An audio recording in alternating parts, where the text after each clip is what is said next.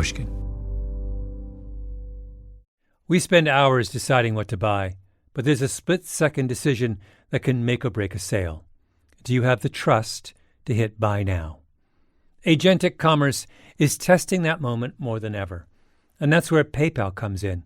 With 25 years of checkouts, 400 million consumer accounts globally, and the benefit of purchase and seller protection, all of which make sure wherever a purchase starts, it ends with trust. Built for payments, growth, and agentic. PayPal Open, built for all business. Visit paypalopen.com. Purchase and seller protections on eligible transactions only. Terms apply. See paypal.com/risk-management for details. Liberty was never just a word. It has guided every American endeavor for the past 250 years. And now it takes form in a new way. The 2026 Semi-Quincentennial Coin and Medal Program from the United States Mint celebrates the founding ideals that have long shaped our coinage. Available 1 year only, this historic collection features new coin designs, limited edition releases, and reissues. Shop new official coins at usmint.gov/semiq. That's usmint.gov/SEMIQ. Whatever your goal, trade, show, giveaways, client gifts, or team gear, 4imprint has the promo products to match. With thousands of options, from apparel and drinkware to tech and totes, it's easy to find the right fit for your brand and budget, with standout choices at every price point. And with their 360-degree guarantee, you can be 4imprint certain your order will show up just right on time. Explore more at 4imprint.com. 4imprint, for certain.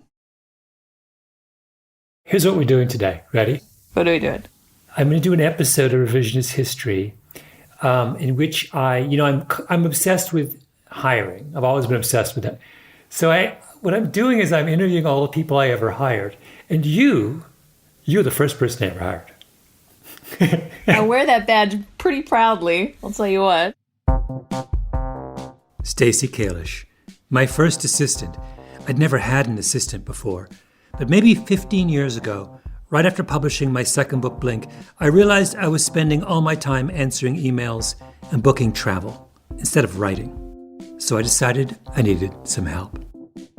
I didn't remember the circumstances under which you came to work for me. So I thought I would just ask you.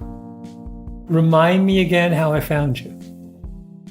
A big theme of what follows is that I have no memory. Names, faces, dates. I basically forget everything. A normal person doesn't have to do research on their own life, but I'm afraid I do. Okay, so I have some funny memories around the whole hiring situation. So you found me. How it happened was I had just finished grad school and was looking for a job. Stacy knew someone who had an assistant who knew me, or something like that. Very complicated. Anyway, I got Stacy's name and just emailed her out of the blue. You're like, you don't know me, but I'm looking for an assistant. Would you be interested? We met the next day for coffee. We chatted for literally, I'm going to say all of 30 minutes. Yeah. And so, you were traveling to South Africa. All we spoke about, of what I can remember, is you had said, "Oh, you have an accent." I'm like, "Yeah, I was born in South Africa and then moved to Australia." You're like, "Oh, I'm going to South Africa for business or for your speaking engagements the next day." And so I think for about 20 minutes, all we talked about was like recommendations of what you should do in South Africa. That pretty much, I think, was... It's a rigorous job interview. Rigorous. Like, yes, you really vetted me through and through. My knowledge of where best to eat in South Africa. So we talked about that. And I remember hilariously being very concerned because I had just gotten a nose ring. And I remember thinking, I don't know, is he going to... Like, should I take the nose ring out for the interview? Will he notice? Is this, is it proper or professional of me? And I literally remember like maybe 6 months to a year later, when I was obviously had been working for you all that time, And I said to you something about like, did you ever notice that? Or something about my nose ring came out. You're like, oh, I didn't even know you had one. But I like agonized over whether to keep this nose ring in or not for fear that it would, I don't know if it would be a bad look. And you did not, for like the entire year or the first year that I worked for you, did not even notice that I had a nose ring. I didn't notice then. I don't remember now. This is getting off to a bad start. My name is Malcolm Gladwell. You're listening to my podcast about things overlooked and misunderstood. In this episode, I turn the unflinching analytic gaze that is revisionist history upon myself.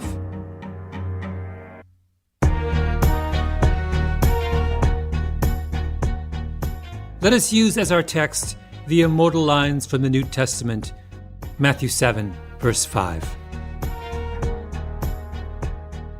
Thou hypocrite, first cast out the beam out of thine own eye, and then shalt thou see clearly to cast out the mote out of thy brother's eye.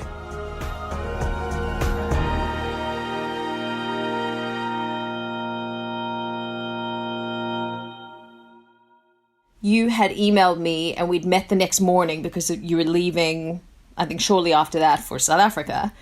We spoke for about 30 minutes, 25 of which was about South Africa. And then you left and you said to me, okay, great. I got a couple more people to interview. And so I guess I'll be in touch when I'm back from my travel in like 2 weeks or so. I'm like, okay, good to meet you. I remember being kind of nervous. You left. I thought, oh God, I'm going to have to wait now for 2 weeks to find out. And about, I'm going to say 10 to 15 minutes later, my phone rang and I answered it and you're like, hey, it's Malcolm again. So listen, you seem nice enough. Why don't you just come by and start tomorrow? This is like the least professional hiring story I've ever heard in my life. And the funniest thing as well is I was like, this must have been like a Blink moment for him. I mean, you had just finished writing Blink. That's when I'd started with you, like 2005, right after that book. And I remember laughing with you again a few months later, well into, the job, and saying to you, when you hired me, you didn't really vet me much. Was it like a Blink moment you just knew? And you said to me, no, I just couldn't be bothered going through any more interviews.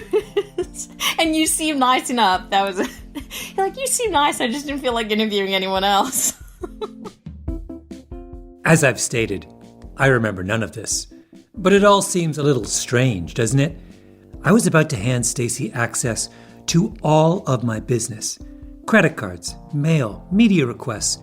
I would soon make her my main intermediary with the entire outside world. Did I appear to have read your resume? Skimmed, maybe? Did I ask you, do you remember if I asked you any questions about your schooling? No. Did you have any previous work experience that was relevant? I had interned and worked at Frontline, but I mean, that's more documentary I didn't stuff. know that. Yeah. Really? Yeah, it was on my resume. So you obviously didn't read it. Who knew? Frontline. Well, that's impressive. If I'd known that, I might have hired you in 10 minutes and as opposed to 25. Now, my first defensive reaction to what Stacey was telling me was, this was my first hire. What did I know? Then she reminded me of someone else. Do you still work with the Budnick? Oh my God, I'd forgotten that story. The Budnick! Don Budnick! Even though I've barely gotten started here, this requires a digression. Well, that's a fun story from my end. Well, I'd like you to tell it. What year was this? 2005. How come you remember that? Because I'm a savant. Blink had just hit the shelves. Blink, in case you hadn't picked up on it, is about the power of first impressions. Don had just read it and liked it. So anyway, one day I was out for lunch, or I went to the bank or something, and I'm walking back to my office, and there you are. I see you walking down the street in the opposite direction of me, and I knew immediately who you were, but I couldn't think of your name, couldn't think of your name. You passed me by, I turn, I open my mouth, I yell out, "Hey, Malcolm!" But I didn't know your name. I just yelled out, "Hey, Malcolm." Yeah. Just like in the book Blink.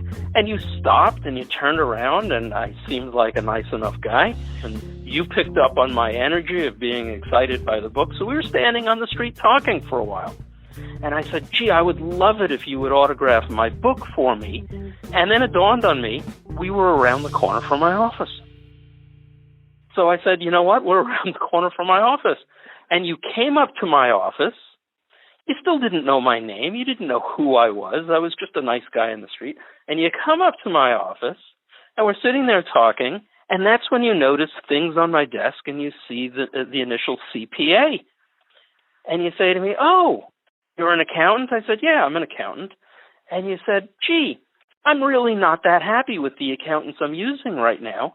Can I hire you?" And I was a little, excited and dumbfounded at the same time, and I said, "Slow down." I said, "We'll make an appointment.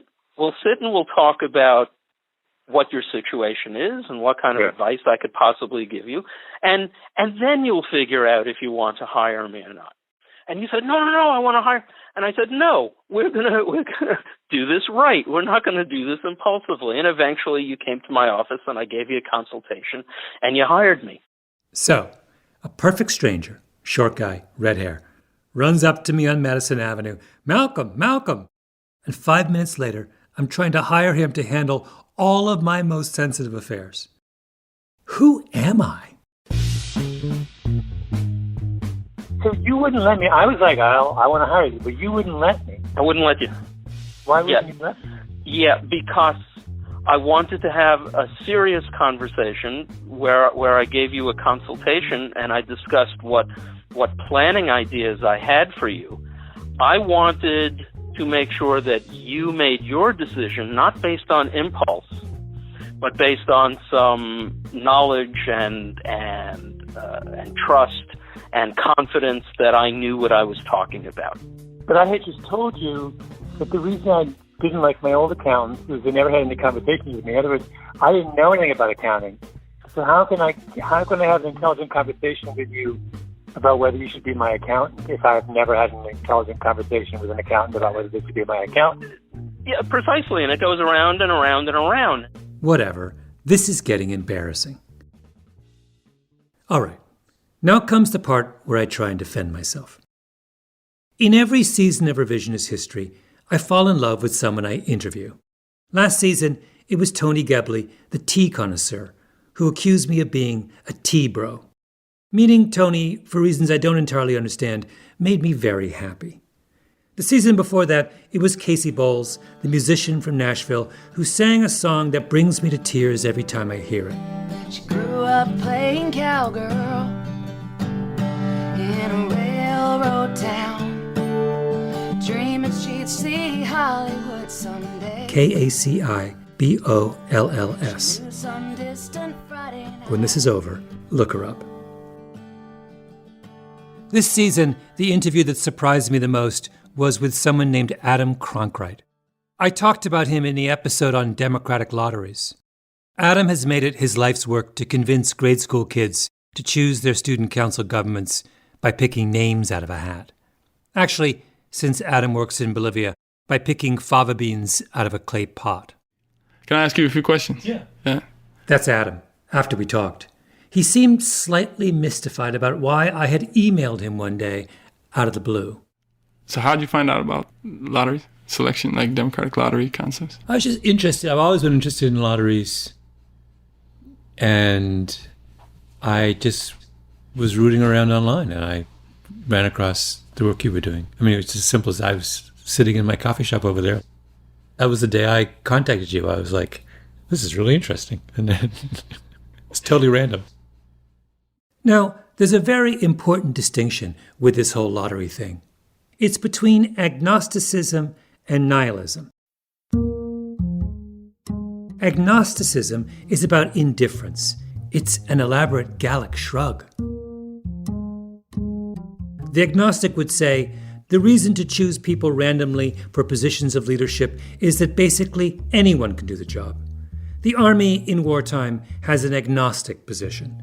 Their belief is they can take almost any able-bodied person and turn them into a reasonably effective soldier. But that's not Adam Cronkright's position. He absolutely thinks that there are good leaders and bad leaders, and not everyone is cut out to be student council president. He just doesn't believe that the systems we currently use are any good. So he says, why bother? Just pull a name out of a hat. Now, Adam would argue that's in the interest of a fair system. But let's be clear, he's a nihilist.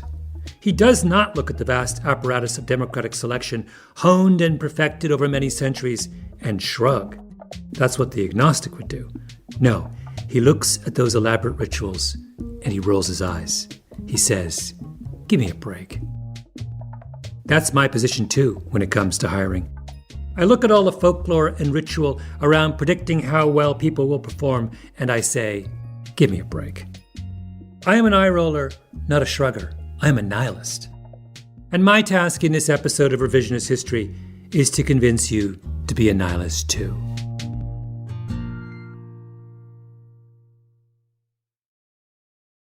This show is sponsored by BetterHelp. BetterHelp's 2026 State of Stigma report surveyed 2,000 Americans and revealed that 85% of Americans believe getting support is wise, yet 74% say society discourages people from doing so. This makes no sense, right? If you have a toothache, society doesn't discourage you from seeing a dentist. If your car breaks down, society doesn't discourage you from seeing a mechanic. If your heart is literally broken, as in not functioning, society doesn't discourage you from seeing a cardiologist. But if your spirit is broken, if you're struggling with some burden, society says you don't deserve help. I think it's time to end this self-defeating contradiction. Your spirit is not less worthy of our concern than your heart or your teeth or your car. Which brings me back to BetterHelp. BetterHelp has quality therapists. They work according to a strict code of conduct and are fully licensed in the U.S. Don't let stigma stand in the way of support. Start therapy with BetterHelp. Sign up and get 10% off at betterhelp.com/Gladwell. That's better, HELP.com/Gladwell. Liberty was never just a word. It has guided every American endeavor for the past 250 years. And now it takes form in a new way. The 2026 Semi-Quincentennial Coin and Medal Program from the United States Mint celebrates the founding ideals that have long shaped our coinage. Available 1 year only, this historic collection features new coin designs, limited edition releases, and reissues. Shop new official coins at usmint.gov/semiq. That's usmint.gov/SEMIQ. We spend hours researching products online and deciding what to buy, but there's a split-second decision that can make or break a sale. Do you have the trust to hit the buy now button? The way we discover and compare things is evolving, happening faster and influenced by new forms of intelligent advice. But the underlying trust question doesn't go away. If anything, it's more important than ever. That's where PayPal comes in. For more than 25 years, they've been a trusted way to pay. And now PayPal can make the agentic era of commerce work for merchants, letting them maintain control of their brand, their customer relationships, so even as the way we shop changes, the moment that matters most still feels familiar and deeply dependable. Built for payments, growth, and agentic. PayPal Open, built for all business. Visit paypalopen.com to get started. Purchase and seller protections on eligible transactions only. Terms apply. See paypal.com/risk-management for details. The patron saint of hiring nihilism, without question, was the author and educator Lawrence Peter. All of us in the hiring nihilist community worship at his feet. When I was a boy, I used to believe my parents and believe my teachers and that you should have respect for your elders and betters, and that the men upstairs knew what they were doing. That's Peter. He was a Canadian, as am I, of course. And I don't know if you remember from the lottery episode, but Adam Cronkite went to university in Canada. The nihilist strain runs deep in the land of the frozen prairie. Anyway, Lawrence Peter was a great aphorist, famous for saying things like, "The noblest of all dogs is the hot dog. It feeds the hand that bites it." He was also deeply involved in something called the kinetic sculpture race in Humboldt County, California, which is really hard to explain, except to say that it's kind of like the triathlon of the art world, involving sculptures on wheels that are required to perform certain feats. Peter famously proposed a special prize called the Golden Dinosaur Award to be given to the first machine to break down immediately after the start, which, if you knew Lawrence Peter, you would recognize as being very Lawrence Peter, because his great professional obsession was with incompetence. He had a connoisseur's eye for it. And as I looked around me, I saw a sign on the door that said, "Emergency exit, authorized personnel only." I wondered who'd written that. But then later I saw another sign that said, "Emergency exit, not to be used under any circumstances." Lawrence Peter formulated one of the most famous laws in social science. He called it the Peter Principle. The Peter Principle states very simply that in any hierarchy, an employee tends to rise to his level of incompetence. That's where he stays.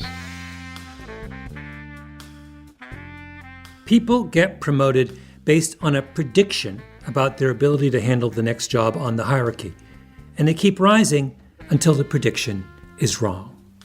You see, in any organization where competence is essentially eligibility for promotion, and incompetence is a bar to promotion, wherever those rules apply, people will rise to the level of incompetence and tend to stay there.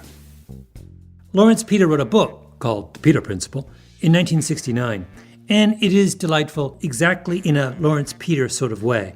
Like, he has a whole riff on the special case of someone who is incompetent but promoted anyway, kicked upstairs, a move he calls percussive sublimation. Or the case when an incompetent person is moved out of the way but given a long job title as compensation. Peter called that a lateral arabesque. Now, chances are you've heard of the Peter Principle. I'm guessing as a kind of joke. Ha ha, that's why my boss is so bad. But it's not a joke.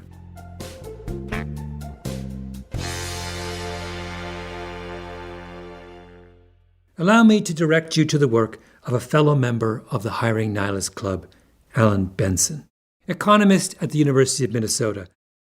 While he was doing his doctorate at MIT, he got bitten by the Peter Principle bug.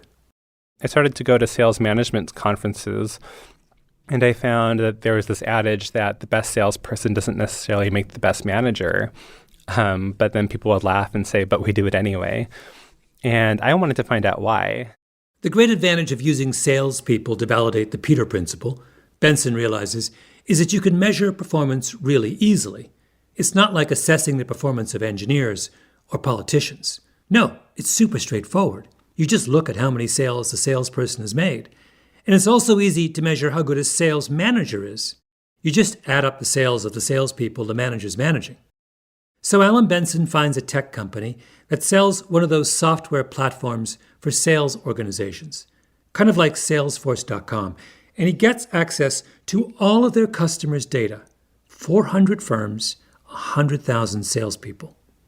The first thing he finds is a confirmation of the famous 80-20 rule, that 20% of the salespeople are responsible for 80% of the sales across the board. It's not that we don't know who is a good salesperson. We definitely know. Some people are really good. Second thing, he finds that those superstars get rewarded. What we found in the data was that top salespeople are far, far more likely to be promoted into sales management than people who are outside of that top 20% or who aren't the best person on the team. Of course, that makes sense. You give the stars a promotion, That's what everyone does. Okay, now it gets interesting. What happens when those stars take over as manager? Their salespeople, the salespeople who they manage, their performance becomes worse under them than it was under their prior managers. The stars get promoted and they're terrible managers. How terrible? Really terrible. Benson looked at an alternate promotion scenario where companies decide to promote not the stars, but the salespeople who are good at collaborating, nice, friendly people who work well with others. And teams managed by the friendly people do 30% better than the teams managed by the superstars. 30%. That's huge. Now you might say, what does this have to do with nihilism? This is just an argument for promoting friendly people over superstars. That's not eye-rolling or even shrugging. Well, I haven't told you about Benson's last finding, because Benson found a fatal flaw in the alternate promoting scenario, the one that seems to work 30% better, which is this. If you promote the friendly salespeople over the top salespeople, then the top salespeople get upset. So upset that their performance suffers and they aren't so top anymore. The whole thing is so magnificently perverse, isn't it? All your sales come from the same small group of people who expect to be promoted as a reward for their excellence.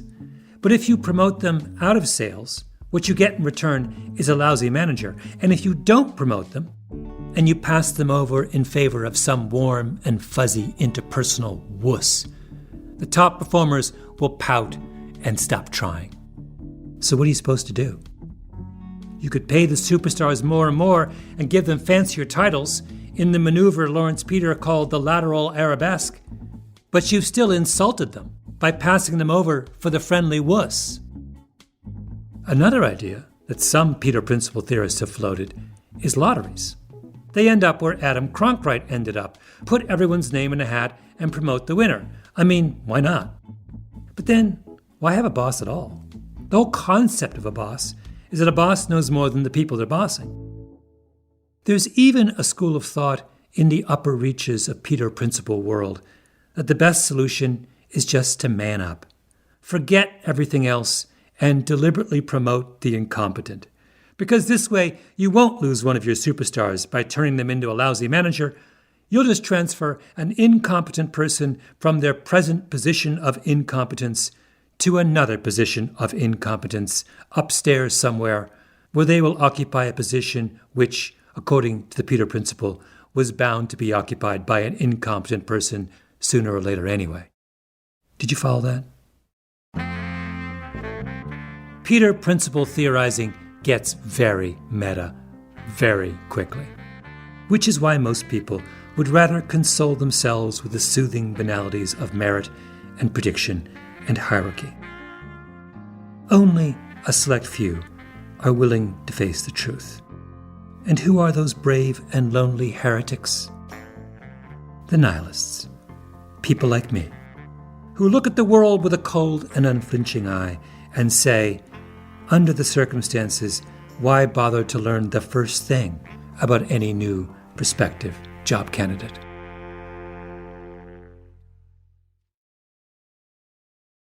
Liberty was never just a word. It has guided every American endeavor for the past 250 years. And now it takes form in a new way. The 2026 Semi-Quincentennial Coin and Medal Program from the United States Mint celebrates the founding ideals that have long shaped our coinage. Available 1 year only, this historic collection features new coin designs, limited edition releases, and reissues. Shop new official coins at usmint.gov/semiq. That's usmint.gov/SEMIQ. We spend hours researching products online and deciding what to buy, but there's a split-second decision that can make or break a sale. Do you have the trust to hit the Buy Now button?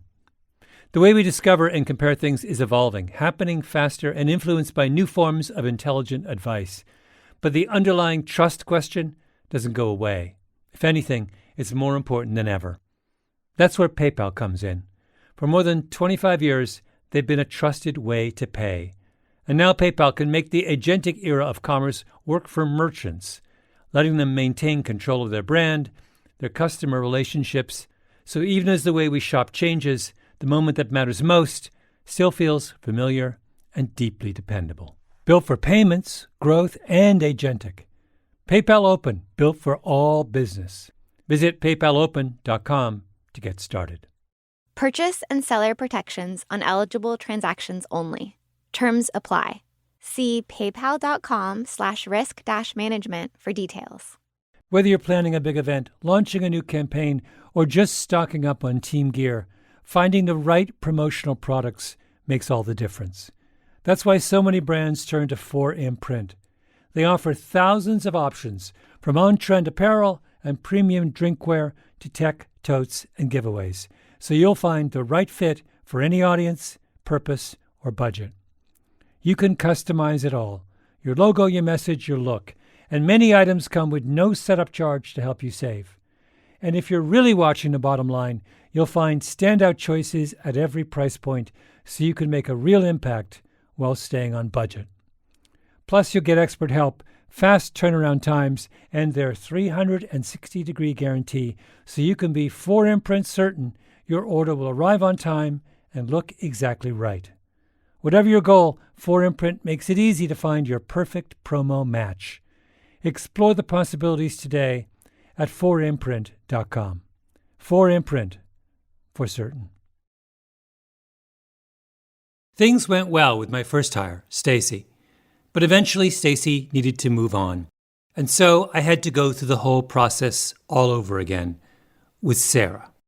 Basically, we didn't talk about anything professional at all, as I recall it. It was a little bit about family and that I was half American and that I could, that I knew the 50 states of America in alphabetical order. That's Sarah, remembering my second ever job interview. And you taught me a Yiddish word. I taught you a Yiddish word? Well, you wanted to know if I knew about a word. Maybe you had just learned it. I don't know, but it's the word that is the kind of the opposite directional flow of nachas. So nachas being like the joy that your children give you, and this word being Yuchas. Yeah, the one that you give them. Yes. Nachas and yuchas. I had just given a speech to like some Jewish organization in Boston, and of course I'm not Jewish, so I was filled with anxiety, and so I said, well, I have to impress them early on, and so I began my speech with something about the distinction between yuchas and nuchas. What's nachas? Nachas, right? Yeah. So there I was schooling you, Jewish person, about Yiddish. I hired Sarah by email the same afternoon we met. She was another recent college graduate. I didn't really bring up the job description during the interview because by that point I wasn't really sure what my current assistant was up to. I mean, how would I know? Her job was to do things so that I didn't have to do them. So if I knew what she was doing, she wouldn't be doing her job, would she? So Stacy briefed Sarah about practical things, and much more, apparently. Because now I remember that the two pieces of advice that she kind of impressed upon me like tablets were respect his privacy and be nice to his parents. As it turned out, Sarah was exceedingly nice to my parents. My father thought you just were the bee's knees. He was like, you were his favorite. You were absolutely his favorite. I think I told you that strange and wonderful dinner that I had just with the two of them, with your mum and dad. What happened? What happened? Oh, no, just that it was when it was, New Yorker Festival and you were flying off and I just went to see if they needed anything and I went to see if they were okay and they asked if I wanted to join them for dinner. And no one had told me what you're supposed to do in a moment like that. Like, are you supposed to go for dinner with your boss's parents? Are you absolutely not supposed to go for dinner with your boss's parents? So I did, and they were so kind to me, Malcolm, and just like very warm and interesting. And that was the time I think I wrote you about it. It was when the waiter asked if we wanted pepper on our soup, and I just said yes because I thought that's what you're supposed to say. And your dad said, I don't know, I haven't tried it yet. And it was brilliant to me that you could just I guess he was being a mathematician or a scientist about his soup. But it was such a nice... Oh, that's so lovely. I love that. I miss my father so much. The soup agnostic says, go ahead, put pepper in. It's not going to make much difference either way. The soup nihilist says, pepper can make a great deal of difference, but it is impossible for me to find out whether the waiter is offering me pepper because the soup leaves the kitchen deliberately underpeppered or because the restaurant offers pepper as an amenity, regardless of the pepperiness of its offerings. Sarah took the nihilist position, as would I, of course. I always get the pepper. But Graham Gladwell was not a soup nihilist. He was a soup empiricist. He tried the soup, then considered the pepper. But on all other matters, he took the same approach as I do. Where do you think I get it from? One snowy day, when we were going to visit friends, my father took an off-ramp too fast, skidded down the embankment, and landed on the on-ramp, facing the wrong direction, whereupon he drove off the on-ramp onto a road that none of us had ever seen before. And then he announced, "Oh, this is the way I wanted to go all along." Did he mean that? Yes, he did. He believed that if you were on a road, for whatever reason, then that's the road you should take. If an accountant appears before you, hire the accountant. If Stacy seems nice, hire Stacy. That is the way Gladwells think. This is, in fact, the subject of my eulogy for my father at his funeral a few years ago, which was one of those funerals that wasn't exactly funereal, in a sense that there was so much Graham Gladwell in the air that about halfway through we all forgot we were supposed to be grieving. For my part, I got up and spoke about all the ways in which my father would have objected to his own funeral. This has been a meticulously planned service so far. My father did not believe in planning anything. The only reason anything in my father's life was planned was because in a spectacularly fortunate failure of due diligence, he married my mother. Then I talked about one of my heroes, Albert O. Hirschman, who is the true godfather of my kind of nihilism, even more than Lawrence Peter. Hirschman was an economist and one of the towering intellectuals of the 20th century. He helped save the lives of countless Jews in the Second World War. Later, he traveled to exotic lands. He was a man of action as well as words. His guiding principle was always that Hamlet was wrong. And by that he meant that Hamlet was someone whose doubts made him incapable of acting, right? Hamlet was frozen. To be or not to be, that's the question. But Hirschman's point was that Hamlet had it backwards, that your doubts should free you, because once you've accepted that you don't know what happens next, that you can't predict or plan everything in your life, then you're free to act. Because what's holding you back? What is there to be afraid of if you've given up on the illusion of knowing what could possibly happen? I love Hirschman because he reminds me of my father. I think my father thought that Hamlet was wrong. He believed in God even though no mathematical proof exists of God's existence. Doubt did not compromise his faith. It was what gave him freedom to believe.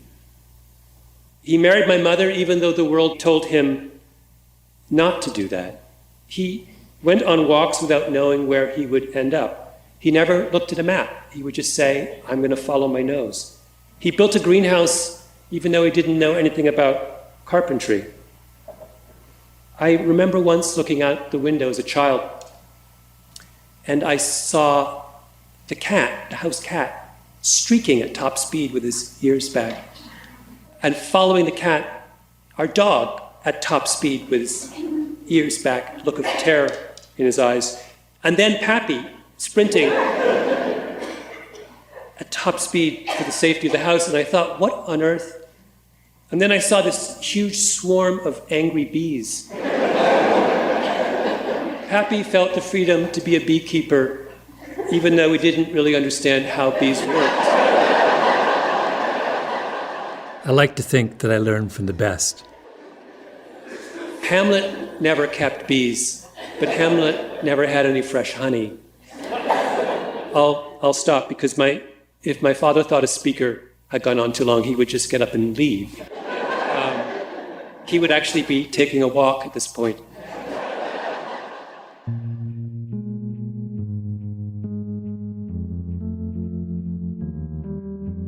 My hiring nihilism failed just once.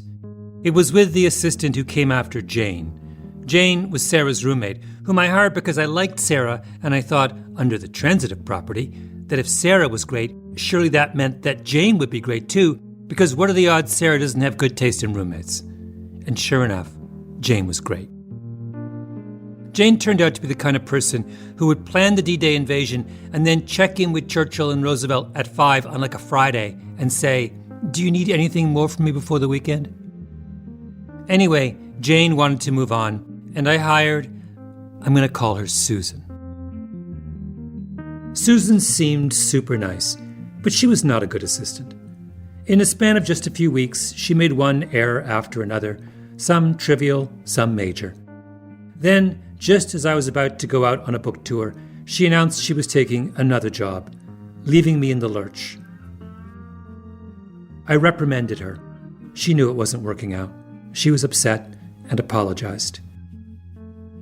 I had forgotten about the whole incident until, in the course of my forensic analysis of my hiring history, one of my old assistants reminded me. So I searched back through my old emails and found this, an email from me to Susan. Dear Susan, please don't beat yourself up. Some people are good at this kind of work, some people are not. It has no larger significance. It's like how high you can jump or whether you are good at bowling. You are probably best for more scholarly pursuits in the end, which is not a bad thing. I was probably exactly the same way at your age. I kind of can't believe I wrote that email. It sounds so sweet and understanding, but I'm not sweet and understanding, am I? No, not really. What I am is a hiring nihilist. And the appearance of graciousness is simply one of the wonderful side effects of hiring nihilism. Because if you believe that nothing in someone's performance in one job predicts their future performance in another job, if you believe that the whole prediction system when it comes to people is just an extravagant exercise in self-delusion, then you're free to say to Susan, it's okay. The fact that you didn't work out as my assistant has no larger significance. Because it doesn't. Life's too short. You need an accountant, you meet an accountant, hire the accountant. You meet Stacy and you cancel all your other interviews because you realize, what's the point?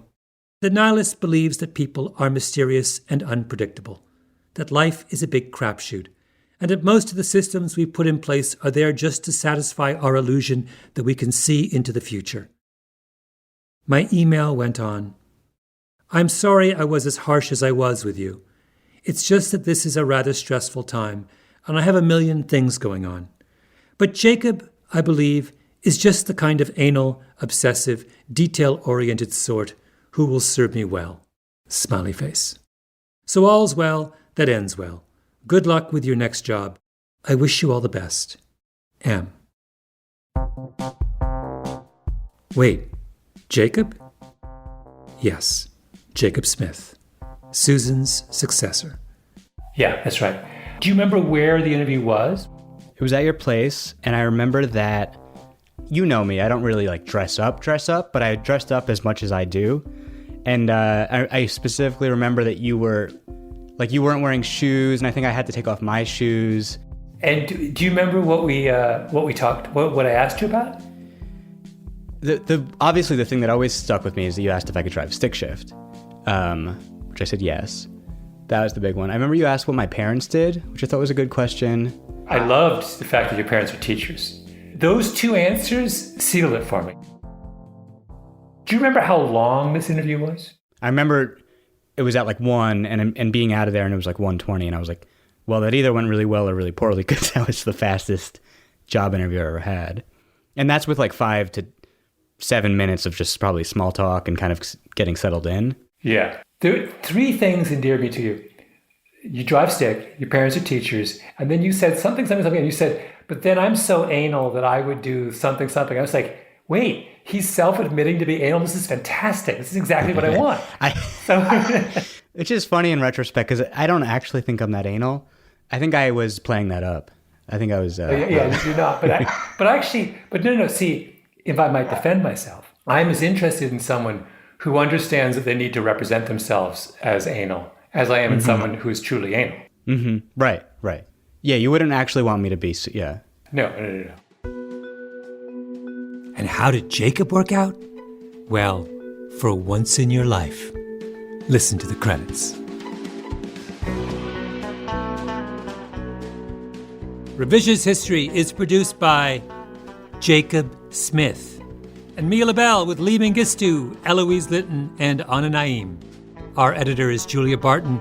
Flawn Williams is our engineer. Fact-checking by Beth Johnson. Original music by Luis Guerra. Special thanks to Carly Migliori, Heather Fain, Eric Sandler, Maggie Taylor, and El Jefe, Jacob Weisberg. Revisionist History is brought to you by Pushkin Industries and your resident nihilist, Malcolm Gladwell.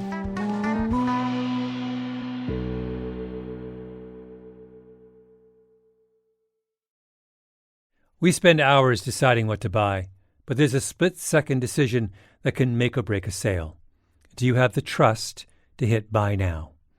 Agentic commerce is testing that moment more than ever. And that's where PayPal comes in. With 25 years of checkouts, 400 million consumer accounts globally, and the benefit of purchase and seller protection, all of which make sure wherever a purchase starts, it ends with trust. Built for payments, growth, and agentic. PayPal Open, built for all business. Visit PayPalOpen.com. Purchase and seller protections on eligible transactions only. Terms apply. See paypal.com/risk-management for details. If your finance team spends more time finding data than using it, if there's one entity here and one there and one here and one there, if scaling your business feels like starting over, you need the Intuit ERP. Intuit Enterprise Suite is the AI-native ERP solution that's powerful, painless, and proven. Learn more at intuit.com/ERP. A BetterHelp ad. Have you ever had so many tabs open that your computer starts slowing down? 10 for work, 5 for family, 1 for that thing you've been meaning to figure out. 20 more are running quietly in the background. Life can feel like that too. According to BetterHelp's 2026 State of Stigma report, 85% of Americans say getting support is a smart thing to do. Yet 74% say society still discourages people from asking for help. And more than 3 in 4 Americans reported symptoms of anxiety or depression in the past 2 weeks. Therapy can help you sort through what's taking up space and attention. With BetterHelp, you can connect with a licensed therapist online on your schedule. You'll be matched based on your needs, and you can switch therapists anytime. In fact, 69% of BetterHelp users showed meaningful improvement in anxiety and depression. Maybe it's time to close a few tabs. Visit BetterHelp.com. That's better, HELP.com.